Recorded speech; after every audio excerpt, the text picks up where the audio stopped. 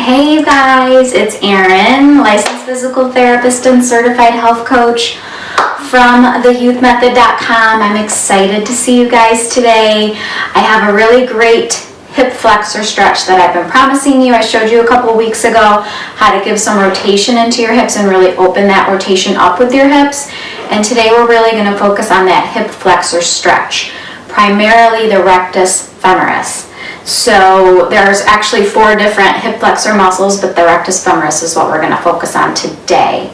So we're going to get right to it. I'm going to show you down on the mat here. If you want to do this with me while I'm doing it, you might want to grab a towel or a pillow to put under your knees if you have sensitive knees. I'm going to do it without the towel, but if you do need to, the knee that's going to be down, or the leg that we're stretching, is going to be on that pillow, okay, or the towel. I'm going to take mine out because my knees are okay. All right, so you're going to get in almost like a lunge position. So you want your front leg ankle to be right below your knee, and then you want your back leg knee to be under your hip. So that's a really important place to start. And this is a really good stretch to do before a lunge because this is the exact position you're in when you're lunging, so it's going to really help with that exercise. So a lot of people do the hip flexor stretch wrong, and a lot of people don't realize that there's actually 4 different muscles for hip flexors. The one we're going to really focus on stretching today is, like I said, the rectus femoris. So what you're going to do is, once you're in this position, a lot of people, what they do is they just bend forward and their back is arching quite a bit like this, and they're not really feeling a stretch in the hip flexors.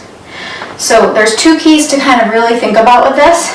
Is before you start to lean forward, you want to do what we call a posterior pelvic tilt. And the way to do that is just by tucking and squeezing your butt muscles. So as you can see, my pelvis is actually tilting backwards. So here's regular, and then here's a tilt posteriorly. So this is a posterior pelvic tilt. Now, once you do that, once you're in that tilt, you want your abs to be tight as well. Make sure you're kind of squeezing those too as your butt is squeezing.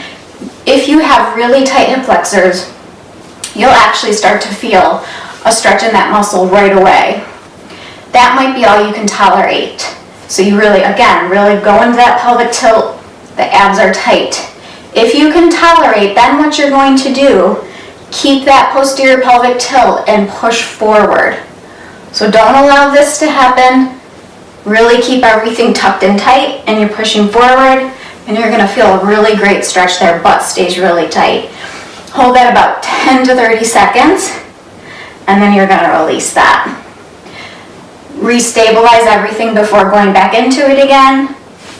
Push forward, abs are tight, butt is tucked under. Nice posterior pelvic tilt there, and then come back. And then you would repeat that on the other side. Now, there is a way to even intensify that a little bit more.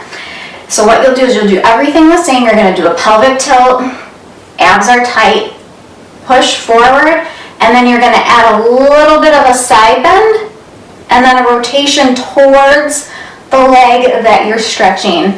And you'll feel it even more all up and through here to really intensify that stretch, and then give yourself a rest. So I usually recommend 3 to 5 times of doing that for 10 to 30 seconds, however much you can tolerate. But again, just making sure that that posterior pelvic tilt is always there.